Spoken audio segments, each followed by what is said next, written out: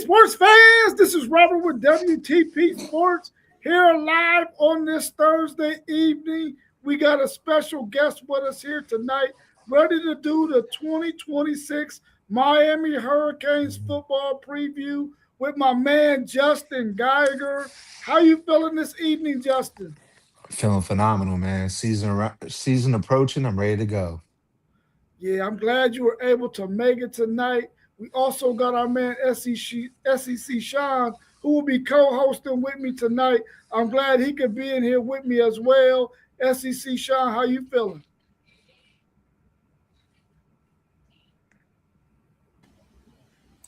Yeah, it's cutting out a little bit. So, um, yeah, no, I'm glad. I'm glad to see you on here, Justin.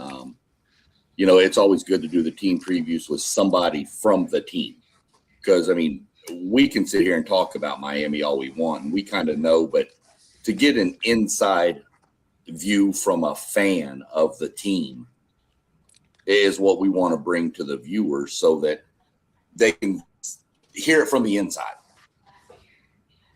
Yeah, that's a fact.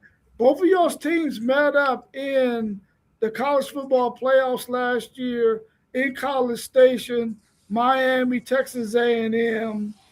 Did that game. Well, of course, it went the way Justin wanted it to go because they won it. But how did y'all feel about that game? And if the weather was different, SEC Sean, do you think y'all would have had a better chance of winning that game?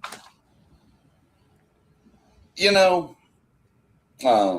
it was a phenomenal game. The atmosphere at Kyle Field was electric, which, it would be if we played Tarleton State there. That's just the way the Aggie fans are. But Miami had a good crowd. Miami had a squad last year.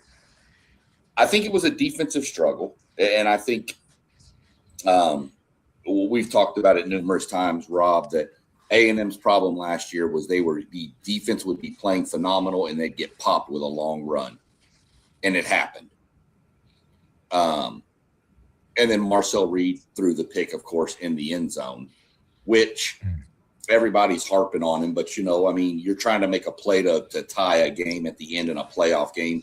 He probably forced it a little bit, but I thought it was a great game. I thought it was good. I think that was, both teams' first time in the playoff. So, it was really good to get two new bloods in there a little bit. And Miami and A&M have had some pretty good games throughout the past couple of years. We've played a few times, and they've been. Miami mollywopped us one year down there, but it's been a good little battle. Miami's a classic blue blood team, so that was my take on the game. I thought, in all honesty, I think the team that was more balanced won the game. Yeah, Justin, how'd you feel about that run y'all made last year in the college football playoffs? It was a long time coming. Be honest with you, Brown. I've been a Miami Hurricane fan my entire life. Used to go to the Orange Bowl when I was a kid. We were a great program for a long time, especially growing up. And we struggled for 20 plus years. And last year was just a great feeling, to be honest with you. That Texas A&M game was a tough game last year. Like again, we were talking earlier, it's probably my second favorite game of the year, not because it was, you know, crazy, but at the same time, just how good both defenses played. A couple kicks here and there. If either one of us could make a field goal, you never know what could have happened. It was just a different game, and it was fun, and the run was fun. And I was in Miami. I think I told you, Brown, I was in Miami when all of the games were going on. I was in Miami when I was actually in the Keys when we beat Ohio State, which was the best feeling in the world. So it was a great run, man. I was at the national championship last year. Actually, it was a home game, so it was fun for that. That the stadium was crazy. The tailgating was crazy. It was just a fun environment to be in, and to see it starting to, this year, not a letdown. I feel like we're better this year than we were last year. So it's kind of just a really cool, just good to be back, man, to be honest with you. Yeah, well, let's get into some of the questions that we got in our chat for you this evening. Uh, Perfect. the first one we got on the board is what do you think about Darian Mensah, and where do you rank him among the two previous portal quarterbacks that Miami had the past two seasons? Well, I mean, Cam Ward is the number one. It's not even a question. Cam Ward, I mean, he really changed our program's direction. I mean, Cristobal obviously is a very big part of that, but Ward just changed the entire. If we had a defense that year, we probably would have made it last that year too. In my eyes, I mean, Cam Ward's the number one. I got to put Beck number two just because he got us to the ship. I mean, he didn't have the best season last year, but he got us there. And then when he got us there, he played good. He played really good. And I think Mensa honestly is probably the best talent that we got out of the three portal QBs. I watched him when we played Duke. He's really good. I mean, he's phenomenal. I mean, we paid him a bunch of money to come. So, it he and his wide receiver he brought with him, Cooper Barkhead, I think they're just I mean, it's hard to say. I mean, I think we're gonna make it to the ship again and be pretty close to it. So he's gonna be up there. But I got to put Ward and Beck one and two. Yeah, that makes sense because we've already seen what those two have done in a Miami uniform. We're waiting to Yeah, see what Darian Mintz is going to do. But like you said, he's probably the most athletic out of the two, the other no two. question. But we'll see what he does this season. I think he's going to have a phenomenal season, in my opinion. I do too. I'm excited, man. I bet I have a cousin that's been going down to the spring stuff and some of the games and stuff they've been going through right now, like scrimmaging. He's like his arm is unbelievable. It's just on point, and he's much more athletic than obviously Beck, but even way more athletic than Cam was. So it's going to be great to see. Yeah, for sure. The next question we got in the chat is from post game of the post game sports podcast. He Mm. says, "What's your confidence level for the offensive line going into the season after losing two monsters in the NFL draft?" Losing Maloga is gigantic. I mean, obviously, if you guys pay attention a little bit to the NFL, they're like rating him probably the best offensive lineman that came out of the draft. Obviously, he's going to be crazy. So replace him is going to be tough. But we got the number one offensive lineman in the country last year out of high school. I know people are saying he's first stage starter in Cantwell. Just a complete monster, 6'8", you know, 300 pounds. They say he's the next one. So it's gonna be hard to replace him, but I think he's big. We got Akunla from last year who was really good, Rodriguez, and McCoy. So I mean, we got some really good O linemen. And one thing that I'm not worried about is our O line or D line. In the trenches, I feel like we got the best program in the country. I mean, I mean, obviously I'm a fan, but with the coaching staff, with a Jason Taylor and I mean, I mean, trenches were just really good. Like last year, before the season even started, I told you, Brown, I said, man, our trenches game is just, we're really good. So I think we're gonna have a drop off, a little bit of a drop off, but I don't think it's gonna be big enough to make a drastic change. And we got a mobile quarterback now, so Yeah, for sure. SEC Sean, we got a question from you. You want to go ahead and tackle that one? Yeah. Something that's become interesting in college football is the tight end room. People are mhm. using the tight ends more and more and more. So, what are your expectations of your tight ends? And I'll bring them up in a second for you too. Um, Mhm. how much of an asset are they going to be looking at your wide receivers, which are loaded, and you've got a hell of a running back coming back? So, Mhm. what do you see your tight ends being more a blocker or more kind of a hybrid both? Just what are your thoughts on them? I mean, last year they used Lofton, who's our starting tight end this year. Again, this year more as a blocker, and I think this year even more is going to be blocking. I know it's weird. I mean, in the past we've always had really good tight ends. Um, you know, obviously, if you go down to Greg Olson or Kellen Winslow or just down the line of how many tight ends, you know, Lofton is really a wide receiver, but he's going to be I think just more of a blocking, but I like them throwing him out there as a decoy. Luca Gilbert, who was like the number one tight end in the class last year for tight ends, come out of high school, so he's going in his sophomore season. He's supposed to be a great, pass catching tight end, but also a really good blocking tight end. So it'll be interesting. I don't know how. I mean, with all the what we got in the running back room and the wide receiver room, it's hard to say. But I do think Lofton is unbelievable. I mean, they even ran him as a running back last year, a couple plays. So that just shows you how athletic he is. Um, but I mean, we got so many players this year. I mean, this is the first time I can tell you that it's going to be hard. I mean, they could throw anything out there and see what happens in a way. Oh yeah, it is. Luka did towards us. Yeah, that is true. I just see the notes on there. But he was supposed to be the backup tight end. So Are the two kids here brothers, Hunter and Jackson? I don't think so. Harvard. Okay.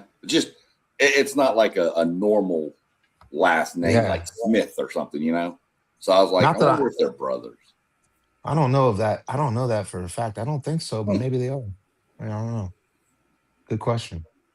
Yeah. Yeah, our man Deepwater 1301, he said people are sleeping on Ben Cogden, the 6'8", 330 lineman. What's your thoughts on him, Justin? I mean, what I've heard in camp and also in the spring game stuff is he's unbelievable. But again, it's a guy that hasn't really been there for us to know a ton about. I know a lot of the locked in Canes people are talking highly of him. Um, I mean, he looks on paper, it looks unbelievable, but they all do, right? So hard to say. I mean, he's a name that they're throwing out there like he's going to be one of those players this year. So we'll see. All right, SEC Sean, you can take over again.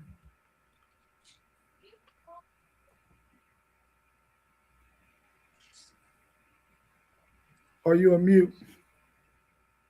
Yeah, I was trying to get back to the questions. Oh, So this is something that I noticed a little bit last year with Miami and their use of Malachi Tony in the Wildcat, or whatever they were calling it.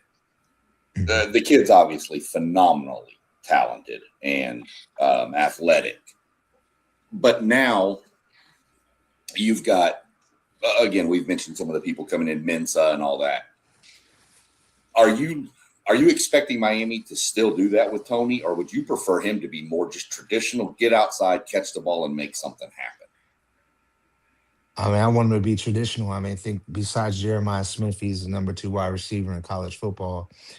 Um, like you answered it pretty much. I mean, Mensa's more mobile. I think they were kind of using Tony as that last year because Beck wasn't very mobile, and they were trying to throw the defense off guard by putting him out there and giving him the opportunity to do something. He's just ultra talented, and I don't know if you've seen anything about him, but he's put on like 20 pounds of muscle, um, which to me was the biggest question for me as a fan. Him getting injured because of the way that he plays. I think that's they had him in the backfield a ton last year. I don't think that they'll do it as much this year, but I think they'll also try to throw something at the defense and throw them off guard a little bit. Maybe even put Mensah at a wide receiver role, or you never know. I mean, just kind of throw it around and see what happens. Which, if you're a defense, planning for us, it's gonna be hard to, if you see him in motion or if you see him in the backfield, what do you do? It's a great problem. It's a great thing to have for us. It's a problem for the defense, though. So I think he'll just be more of a wideout this year. They'll probably put him more on the outside, whereas before he's playing a lot in the slot. So we'll see what happens. But I'm super excited. I mean, it's fun to have a guy like that on your team for sure. So Yeah, I know. 100%. Oh, go ahead, Rob. Sorry. No, you go ahead. No, you go ahead. I was just going to follow up because that was what he mentioned. One thing that was a big on my mind was him putting on some weight. I feel like he needed to put on some weight because, I mean, at that frame he was at, eventually those hits are going to take a toll on that body frame. So it was good to see him do that. And if you look at the little graphic up here, he probably has the highest quarterback rating in the history of anybody that's ever thrown 7 passes. yeah, he does 100%. And I mean, he throws a good ball, man. I Yeah. mean, you can't. I mean, it's so crazy. I watched a lot of the high school highlights when he was playing quarterback in the playoff games and stuff like that. Like, man, how is this little guy throwing at? I mean, he's just. I mean, athletically unbelievable. And if you just hear his his work ethic and what he does, it's just it's sweet. I just think with the wideouts that we got this year, they're gonna take a little bit off of him this year, which will be so much, good because he was getting doubled and tripled towards the tail end of the season, so it should be great. Yeah, I know when we did our top 10 wide receivers in college football, he came in at number two, right behind Jeremiah Jeremiah. Smith. But a lot of us felt like he was right there, like it was a 1A, 1B, really, in all of our opinion, because we felt like he's such a dynamic wide receiver. And I think he led the country as a freshman in receiving yards, I believe, or catches, one of them. It was catches and receiving yards. It was both. Yeah, yeah, Hmm.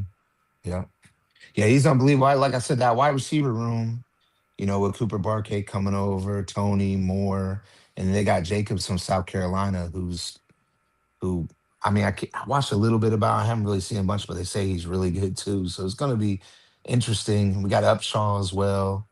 That transfer from West Virginia got kicked off the team last week. I don't know if you guys saw that or not, but so we even had more pieces, but I mean, I mean, it's a big best wide receiver room we've had in a while. So exciting. yeah. Let's go on the defensive side for a minute. How do you feel about the linebacker room at Miami this year? We know what they did with those two ends that they had last year. What do you Mhm. think about this linebacker room? We're gonna miss Wesley Basant a lot this year, but we had two guys last year who I think will be seniors this year, Muhammad Torre and Chase Smith. Torre is going to have a breakout season. He was unbelievable last year in the minutes that he had and when he played. Um, I, I'm really looking. They're seniors. They're leaders. I don't think we fall off a lot, even though Besant was a Miami guy, through and through, and through the bad times and the good times. He played really good last year. But I'm telling you, Torrey and Smith are going to be really good. Yeah, our man Mossberg of Level Up Sports 10 wants to know how confident are you in the guys replacing Bain and Mesidor? Yeah, man, it's hard to say, right? Like Bain to me was probably my favorite player coming through Miami in a long time. You see what he's doing in Tampa Bay already, what they're talking about, how both him and Mesidor, how high they got drafted. We went out and spent big money again and got Damon Wilson from Missouri. Arguably, if you're comparing, he's going to be a Bane type of player when you look at stats. He had, like 49 tackles and 12 and a half sacks, I think, something like that in his years, not just with Missouri, but when he was with Georgia. So with Georgia and Missouri, he had those numbers. Those numbers are unbelievable. I mean, those are Bane numbers. And Miami went out and bought and got him. I said bought him. I didn't mean to say it, but got him. And and I think he's going to be a good one. Now the key is, are you going to be able to replace Mesidor, right? And to me, Lightfoot, Scott, and Blount are going to be good. Now, are they going to be as good as Mesidor? I don't know. I think Lightfoot is probably the best out of those, and then Blount would be probably the next one there. If you're asking me what's the biggest question, that would be that other side on our defensive line this year. To me, that would be the biggest question. I think the Wilson side is he's going to be unbelievable. So I was talking to Joey Galloway. He works for obviously ESPN. We were kind of talking about it as well. Big thing is Wilson's going to be a top 10 pick next year. So it's going to be interesting how that other side uh, can make up what Mesidor brought last year. Yeah, we want to thank our man Wiz for being in the chat with us as well. He's a huge Notre Dame fan, so I know he was going to be watching this one closely. being a Mm. huge Notre Dame fan and knowing that's one of the marquee matchups on the Yeah. schedule this year for Miami. SEC Sean, and you can take over these next two.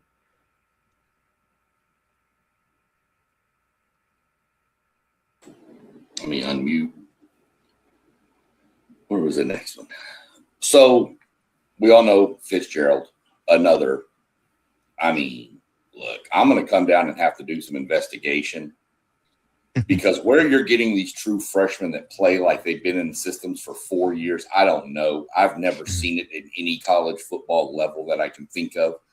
I guess I mean Jeremiah Smith, but that was insane what that kid did on the back end, Fitzgerald. So, Yeah. outside of him, Mm-hmm. how are you feeling about your whole secondary as a unit?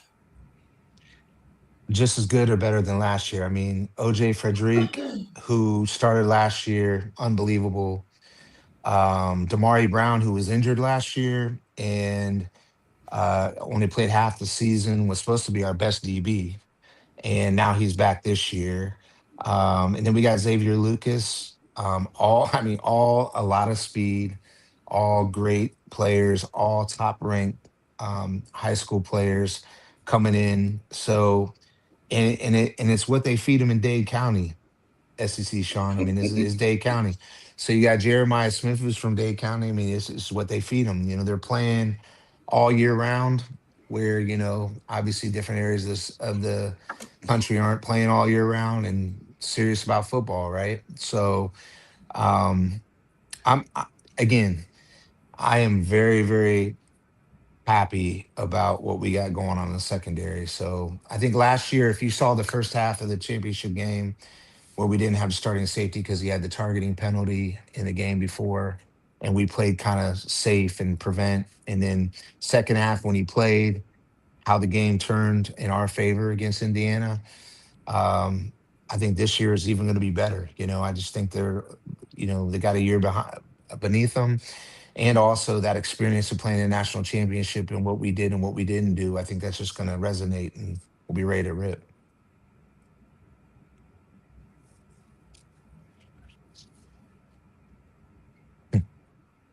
You got anything, Rob?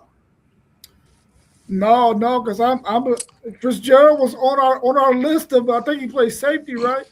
He Yep. was on our list Yep. as top 10 safeties, man, and we were impressed. Mhm. And I was teasing SEC Sean about the fact that he got 2 interceptions in that game, in that Mhm. college football playoff game, and one of Mhm. them sealed the victory for them. And I really like Fitzgerald, and I was blown away by the fact that he Mhm. was a true freshman out there balling like that on the biggest stage. Oh yeah. Yeah, you're gonna see OJ Frederick right now and Damari Brown. You guys are gonna know their names very quickly too. They're that good. Like Damari Brown, like I said, he was the number one DB we had, and he went down. So he's full throttle this year. Be ready to go. Yeah, 100%. I mean, that Fitzgerald kid, man, he was damn everywhere. I think last year on against us for sure. Every time I looked up, there he was. I was like, good, do something. Yeah. Get him. He needs a water break. Get him off the field. He needs a targeting penalty, is what he needed. Something, man. We need. Good Lord. I'd have taken pass interference at that point, but whatever. Facts. So we kind of mentioned a little bit, and I know the game between our squads, the wind had a huge effect on it, but Yeah. kicking game was a problem for both squads. We went out and addressed ours, of course. I'm curious how you feel your kicking team, and not just the field goals, your whole special teams unit, but really, how do you feel y'all have addressed the kicking game this year? Well, they got a grad transfer. I think his last name is Olson. Um, and supposedly he's our starter. Don't know much about him.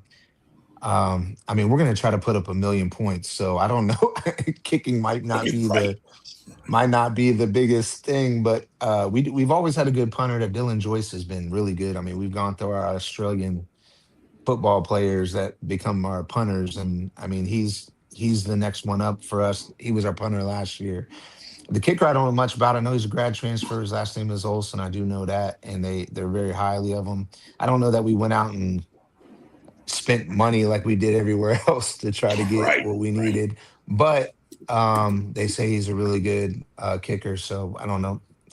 They'll say I'm hoping the first couple games we score 40 or 50 points, and then we start thinking not thinking about kicking field goals very much. So Well, we'll see what yeah, happens. that's what you want to do is you want to like those first Right. couple of games score 50, and then Right. that's in the first half, knowing y'all. And then in the Right. second half, y'all just drive down to the 30 and start kicking field goals on first down, you know. 100%. That's the Of plan. course, Well, that's probably going to piss off some players on the other team, but oh right. well. Yeah, right. 100%.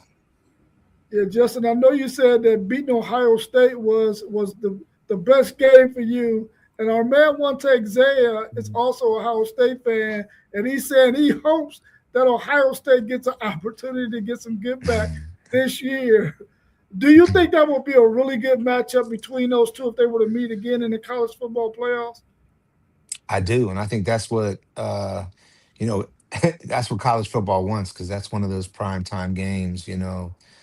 I think Jeremiah Smith going against his hometown team, that game alone, was an unbelievable game for me. I mean, I was in, you don't understand, living in Columbus and being from Miami and being a Hurricane fan. And I was actually here when we lost in 01, 02. And a lot of my friends are Ohio State Buckeyes. So it's just tough. But so, yeah, I think it would be a phenomenal game again. Actually, they have a much tougher schedule and a much tougher way to get there this year than they would have last year. So, if they make it and they get to that far and we make it get to that far, I would be and I'm there. So whatever it costs, I'm there. So that would be phenomenal. So Yeah, I know I made a bold take, and I know one take Zay don't want to hear me say it again. But I said with the schedule Ohio State got, my bold prediction is they are not going to make the college football playoffs this year. So I know when we do our Ohio State preview on Sunday, he's going to have something to say about that. yeah, Or when I come back to yeah. work, he's going to have something to say about it. I bet. I mean, they're gonna be their schedule's crazy. Like that's the best schedule they've had in a long time. Because I always say they make it far. I'm like, man, their schedule sucks. They're not playing anybody. But this year, if they make it, they deserve it for sure. Yeah, that's true. Especially playing your Texas. So I hope we can get that win, man. yeah. Hey, I'm rooting for you, buddy. I just like I'm rooting for Miami. Besides quarterback, do you have any depth concerns at any positions offensively and defensively on your team this year? I probably say quarterback. I don't know that, you know, we've been going in the transfer portal every year for quarterbacks, and we haven't really been developing any, young quarterback talent. We do have a guy that'll be coming in next year. That's supposed to be, unbelievable, but we don't have a backup quarterback. So, if Mensa would get hurt, knock on wood, I'd be really worried about that. Every other position, I don't see a situation where, I'm worried about it. I mean, our running back room, people aren't really talking about, but I feel like we got the best running back room in the country. What we have there in that depth, O line, always going to have depth, D line, secondary, but the quarterback, we don't this year. And I'm kind of worried about that. So, He said it feels right for y'all to meet in the natty. man, Okay. that would be unbelievable, man. Oh my gosh. You wouldn't even going to Natty again would I got a shirt that has our national championships on it. And the last one is a flag. Have you guys seen that shirt before? Where they I threw have the flag for Ohio State to win the national championship. So I would like to have the next one be the flag and then another ring next to it. That would be pretty sweet. So yeah. Our man post game of the post game sports podcast wants to know what's your floor and ceiling for wins and losses for Miami this year. And the last 2 years you've been so close to being spot on. You're spot on the first yeah. year. Last year you was off by one game. This year Mhm. we want to hear what you got because we feel like you know what you're talking about. What's your thoughts on them this year in terms of wins, losses, floor, ceiling? Yeah, I mean, Sean brought it up before we started speaking. I think there's two games this year that on paper, one of them you're like, "Ah, I don't know. Clemson's not very good." But an at Clemson game, I worry about. I still think we win it. I just think it's close. And then the other would be Notre Dame, November 7th. At Notre Dame, I mean, as a fan, you're saying, "Oh, we're winning that game. We're winning that game." But I think it's going to be tough for us to win. So I think we go through the regular season with one loss, and it's at Notre Dame. I think we'll have a close game. We'll have a close game at Clemson. And then the only other game that I think is going to be a game that's going to be a tough game because they always play us tough, even though it's at home. It's going to be VTech. So that'll be a tougher game, like maybe one of those close games. But again, like I said, this year one loss at Notre Dame, Yeah. All and I right. think that game is going to be close too. I don't think it's going to be a blowout either way, but it is the nighttime prime time game. I mean, that place is going to be loaded because they felt they should have been where we were last year. Um, I feel like I'm not a conspiracy theorist, but I also feel like there's going to be some calls that I'm not going to like as a Miami fan. So that's going to be a tough thing to be, and I'm going to be there. So, and you might see me get escorted out if it gets too crazy. So you might see me on TV getting a little loud and a little worked up. But yeah, Well, no, at Notre Dame. the good thing, Justin, is you're friends with Robert up here. Yes, sir. So if you go back, he can teach y'all what to do. When you get a call that doesn't go for you, just throw all your water bottles on the field and the ref will change the call and reverse it. Ah, hey, facts. You are right. 100% right. Oh man, that would be sweet though. Yeah. These next two are for you, SEC, or on you, SEC, Sean. Yeah. The next question I had coming was they haven't done it yet. Is I this the know. year Miami gets the ACC? Is this the year Yes. they bring that ACC trophy back? You really, in Yeah. my mind, have three contenders. In my Mhm. mind, you really have three: Miami, Louisville, SMU. Some of you. Yeah. Yeah. But is this the year Which Miami gets it done? Yeah, I think it is. I mean, we don't play Louisville or SMU this year, which is very weird because we always play Louisville and they always play us tough. Me and Brown talked about it the last 2 years. Those are always games. I'm like, man, Louisville for some reason. And last year, well, the year before last, I was at Louisville when Cam Ward brought us back, and it was a close game. So yeah, no, we don't play Louisville or SMU this year. So I think this is the year, man. I mean, and we haven't yet, like you said, which is crazy, because every year I feel like we have a chance to win the ACC, and ACC has like a sneaky team win. Like last year, Duke wins. Like what the hell? Like, but the way it's all set up is strange. But I think this year is the year with this. The schedule kind of aligns, and we got talent to the game that I'm thinking or that we're going to lose at Notre Dame isn't a conference game. So, that's going to be one of those opportunities for us to do it in the ACC. And I see Isaiah asked, do you think Pitt Clemson could be sneaky games? For sure, Clemson's going to be a sneaky game. The thing about Pitt, to me, is Pitt's at home. If it was at Pitt and it was the winter time and it's cold, you could always count on it being a little tough for us because we don't like the cold, and I don't either. So it's one of those situations. It being at home, I don't think it's going to be a game. So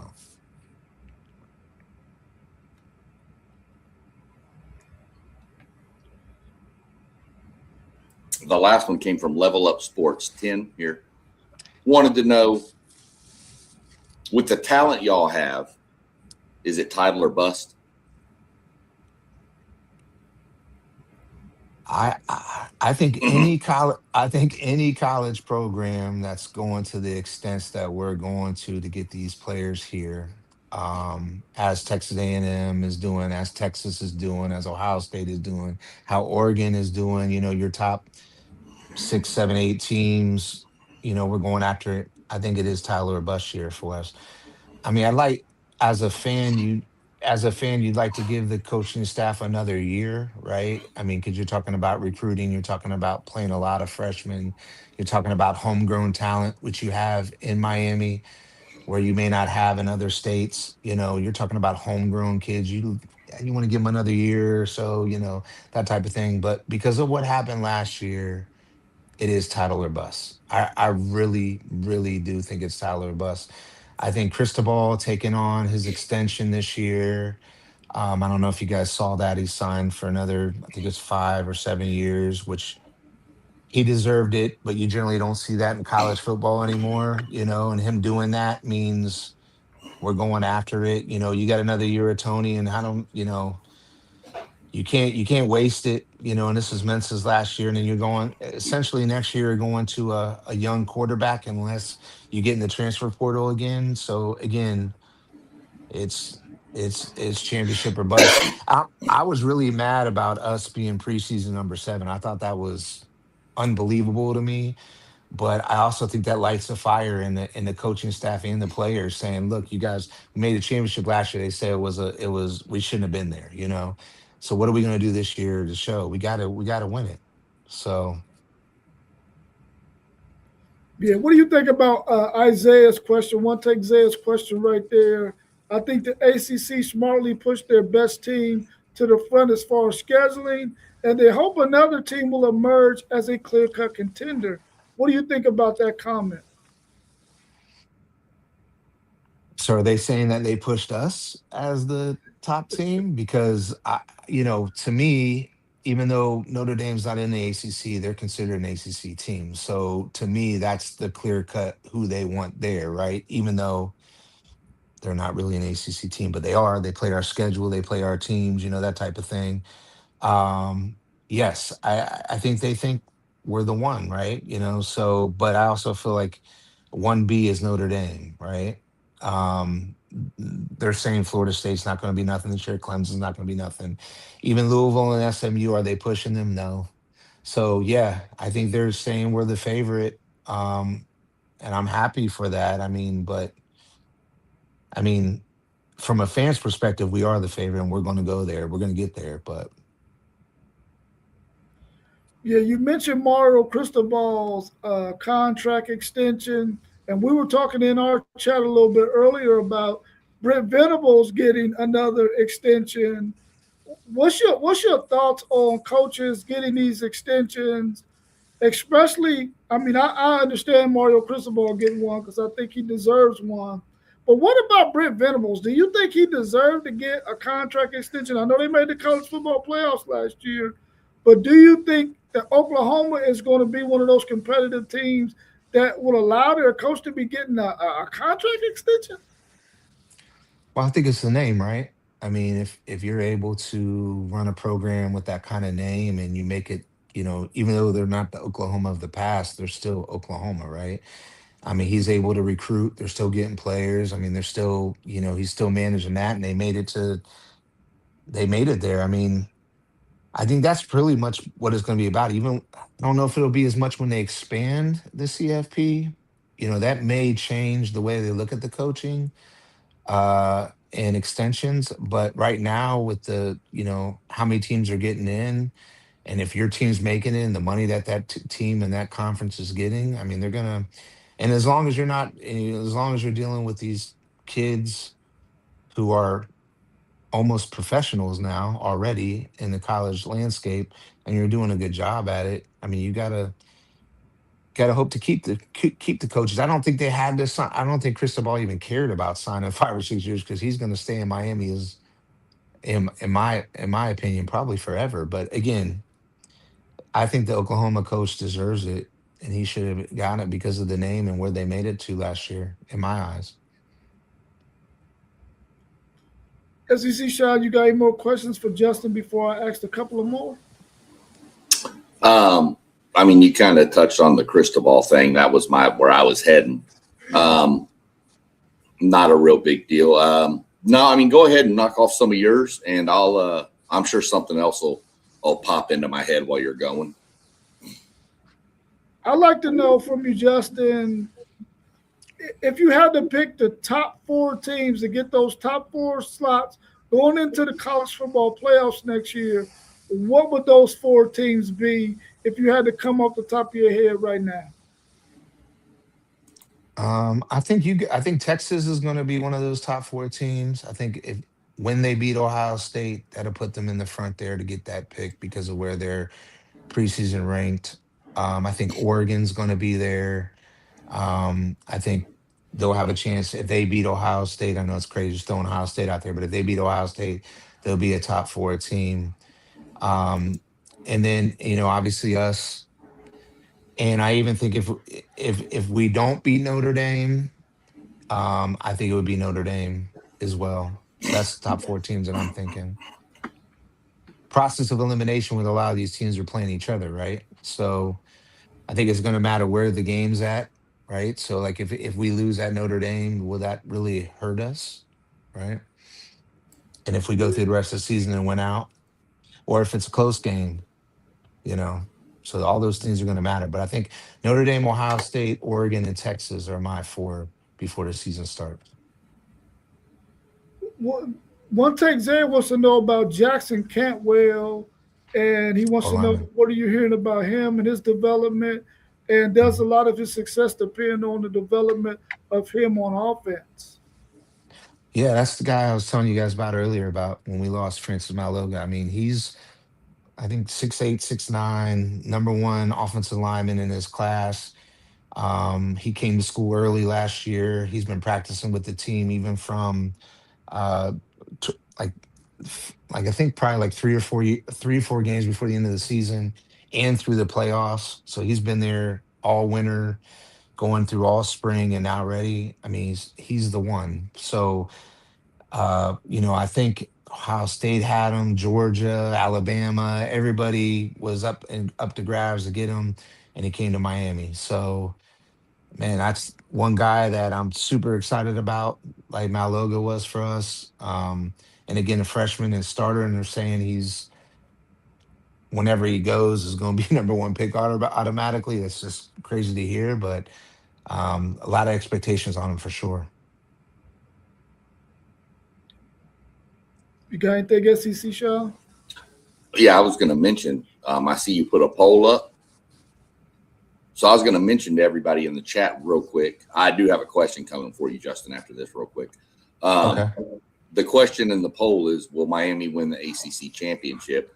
All you have to simply do is in the comment section, just type number 1 for yes or number 2 for no, and it'll automatically tabulate it. So if you want to fill in there, right now it's a runaway. Okay. But my question for you would go back to Cristobal. Okay. And I want to touch base on, there was always the stigma around him of he's going to drop a game or two he shouldn't. Mm-hmm.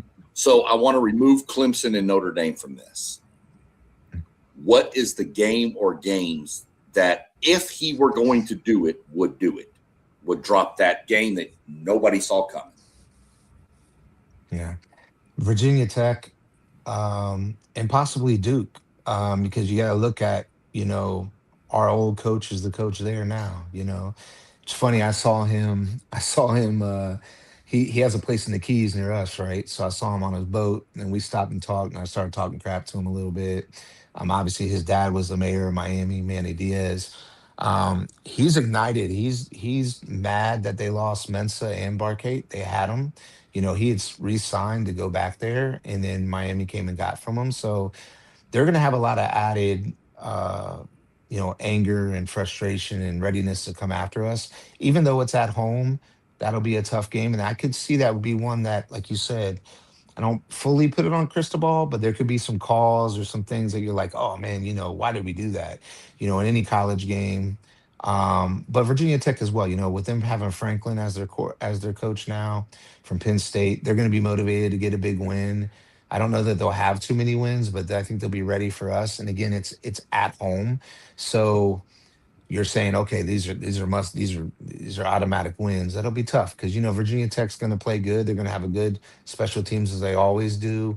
Franklin's going to have them humming. So I think those two games would be the ones like, oh man, these are must, if you're betting on them, you're betting for Miami, but you just never know.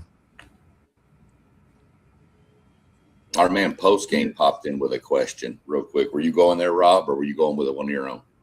Now you go ahead and ask that question from post game. I'm gonna answer this phone real quick. All right.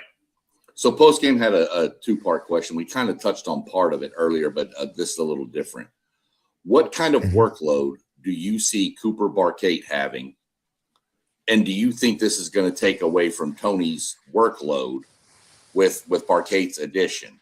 And he also wanted to chime in before you answer real quick that he thinks Miami has the best starting receivers in the country. Do you agree with that? Well, as a fan, 100%. I'd like to say, Jared, I think Tony's better than Jeremiah Smith, but that's kind of my homerism a little bit. I think Jeremiah Smith's stronger and bigger, obviously a wide out. But I do feel like with Barkate, him, I think, them getting the kid from South Carolina, Jacobs from South Carolina, also Josh Moore and Upshaw. I think we have the best wide receiver, um, you know, class there is right now. To the Tony question, I think it's actually going to benefit Tony to have Barkate on the field. Barkate's more of a possession receiver from what I've seen. Obviously, Mensa's going to have a lot of um, he's going to feel good about throwing him the ball, right?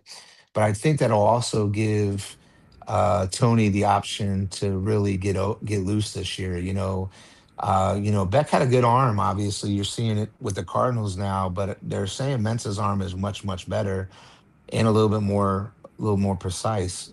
So I feel like Tony's going to just get a lot of better options. I think he made a lot of he made a lot of catches just because he was him, right? Whereas this year with a better wide receiver room, he's going to have more of the field. He's going to have more options. He's going to be more open. Going back to your very first question about the tight end position, even throwing Lofton the ball more, or even running the ball with Fletcher, Brown, Pringle, Jordan Lyle, all those different guys that we have in the running back room. I mean, I think he's just going to have more and more options. I think he's even going to have a better year this year. I think he's gonna have a better year this year, or this coming year, than he had last year. I really do.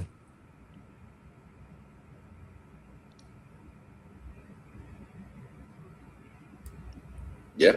I mean, you can't deny the chemistry between Mensa and Barkate. You can't Mhm. deny it. All right. And knowing where he's going to be where he's supposed to be. And then you've got Tony as the wild card who could take the option route and just extend it or cut it across or take a 3-yard hitch and take it to the house. So, Yeah. Yeah. and Miami's offense is going to be dynamic to watch. I agree 100%. It's gonna be fun to watch, which is, before years past, you're like hoping Ward can throw the ball to Streppel every play, right? Right. Even last year, we had two good wide receivers with Tony and now this year we have four. So it's like the more and more the better. And, he's gonna have it more open, but I do think he's gonna have a much better year this year. Yeah, let me ask you this, and this is not about your Miami Hurricanes, but what's your thoughts on the NCAA approving the 5 years to play? No more red shirts. You just got a straight up 5 years, and they got an age restriction on it as well. What do you think about that rule? I actually like it. I think getting something a foundation and the kids knowing exactly when they're done, how many years they have, and what when they turn a certain age, this is when it's done. I think it's so much better than what's been going on lately. Even watching what went on with the quarterback for Ole Miss, and asking for extra years and going back. I mean, it's just a lot for the program. And it's a lot on the kid. I actually think I really do think that it's a good thing for college football and the programs. Now we all know that Miami has had some huge defensive lines in the past. One Take Zay wants to know all-time D lines in Miami history. Where do you rank last year's defensive line in comparison to all those other great ones? Man, God, that's a great question.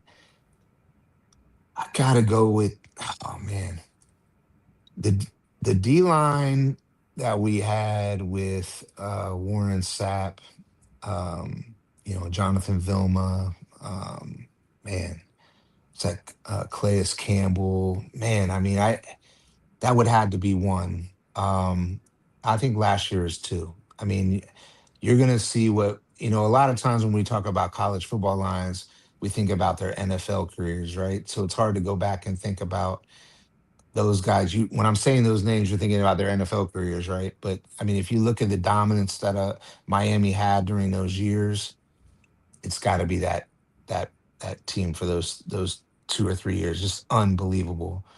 But I would put last year's number two. Um, it was, Bain, if he wasn't injured the couple of years beforehand, I mean, he would probably go down as one of the best defensive linemen to ever come through Miami. And that's a lot of shoes to fill, but he got injured, right? So you can't really say anything. But last year's dominance, if you watch in the trenches, even I mean, Ohio State alone, if you watched the way Mesidor and Bain completely humiliated Ohio State's offensive line, those two players alone, you got to put them up there because they were just unbelievable. And if you watch the Texas A&M game, we go back to Sean's team. I mean, if it wasn't for those two ends, I mean, we brought up Fitzgerald and him being all over the field, but he was able to get all over the field because of Mesidor and Bain, right? So number two, easy, not even a question. Number two, Jason Taylor got them guys humming. He really does, man. He really got them going. I don't know how much longer we're gonna have Jason Taylor, but as long as we have him, he's done a phenomenal job. Well, I had finally got the nightmare of Mesidor and Bain chasing Marcel Reed around. Oh yeah. I haven't got over the Fitzgerald one yet, but that one I had finally got over the other ones, and now they're right there. Thanks a lot. I'm gonna have to take some NyQuil or something to get rid of that. Well, hopefully we get to play again. Wouldn't that be great? No, that D line was phenomenal. That was one of A&M's strongest O lines recently, and they just told them get out of the way. Yeah. What was the O line player you guys had last year? It was like number one in the country, and he was struggling with. Basantis. He was struggling. Yes. Chase Basantis, number 71. Yep. And he had faced SEC edge rushers. That just told you the level. And I'm not making this an SEC anything debate. I'm just saying SEC has edge rushers. And he had faced them and held his own all year until then. And that tells you he might have struggled a little bit against Colin Simmons too, but that's a whole different animal too. That just tells you the level that those guys were at. Right. Did you guys play Wilson last year with Missouri? Yes. He didn't do much against us. Okay. We kind of throttled Missouri, but I think I'm going to be fair here and give Missouri some credit. They were playing with their first. That was their freshman's first start. Got thrown to A&M. Got it. And we had a pretty good defense last year, so we kind of shut them down, and that defense was on the field a lot. He showed some flashes, but he was nothing I was super excited over of what he had done against A&M. But he had done good against some other squads, I'll tell you that much. I mean, 9 sacks in an SEC is pretty good, Yeah. So I think y'all are going to be extremely happy with it. He's athletic, I'll tell you that much. He's pretty athletic. Yeah, I've seen some pictures of him. He's got like a 10-pack. So he looks the part for sure. I was like, damn, he got like a 10-pack. It's crazy. So yeah, he had a 12-pack, but Eli stole 2 of them. Right. Got it. We're trying not to keep you past an hour, but the chat loves you so much. Good, and they've got more questions for you. So our man Postgame, but a Postgame Sports Podcast. Does Justin think the interior of Scott and Moulton will be what Bain and Mesidor was on the edge last year, but from the inside. I Yes, and I think I said this earlier. I brought their two names up, along with Lightfoot and Blunt, because of Wilson and his ability. Like Sean just brought up, you have those two guys coming from the inside, and again, you got one of the best trenches coaches out there with Jason Taylor. They'll be ready, and I do think they'll be coming from all angles. Like I said, defensively, even though we're losing one of second best line we've ever had. Um, Defensive line we ever had, the ones that we have and the experience that they have now after playing in last year and in the playoffs and who they played, given the Texas A&M such a great offensive line and Ohio State and then Indiana playing with all their 30-year-old guys on the offensive line. Now we'll be completely ready. And I really do think that they're going to put pressure on everybody. Camp is saying, I mean, my cousins have been going to the camp and the spring games, that the defensive line looks just as good or better than last year. Yeah, that's what one take say is saying as well, that this line has the potential to be better for sure. Yeah. I know back during the Tom Herman era at Texas, he didn't allow for former players to really come around the program. Last year, when Miami made that run, we seen, and even before that, we've always seen players on their sideline. As a fan, how important is it for you as a fan to see all of those former players on the sideline, really rooting on their program that they played for and the team that they represent for the rest of their life? They're like what they call them, lifers or whatever. Yeah. Well, I knew that the slogan is green tree made me. That's Green Tree Street where the practice facility is at. I love it. Man, I'm telling you, going to the games in Miami is probably a similar way you guys feel about going to Texas or a Texas A&M game, or for when Ohio State play, Ohio State guys go to Ohio State games. I mean, it's a great feeling. I think for Miami, you know, the way the media portrays Miami in general, obviously Michael Irvin, they show every single game all game long and how locked in he is. They show Ed Reed with a gigantic hat or, on the field or on the, whatever. You see The Rock show up to games or whoever it is. I just think it brings so much more aura to the team. I also feel like it really gives motivation and confidence to the players. So when you have those kind of players, and arguably the best players that ever played the game, not just for Miami, but in general. I mean, you got Ed Reed is probably the best safety to ever play the game. Michael Irvin's probably one of the top 10 wide receivers ever to play the game. You got, Andre Johnson and all these people up and down the sidelines and talking to the players during the game. I just think, again, there's a lot to be said about those guys coming in and trying to get TV time or try to be the focus of the team. But I don't see that at Miami, other than Michael Irvin, maybe. Um, but his love for the Miami in general is just unbelievable. I don't know if you guys saw. Um, I don't know if you guys saw. He bought the RV for one of our players' moms, because Mark Fletcher's mom, because she's scared to fly.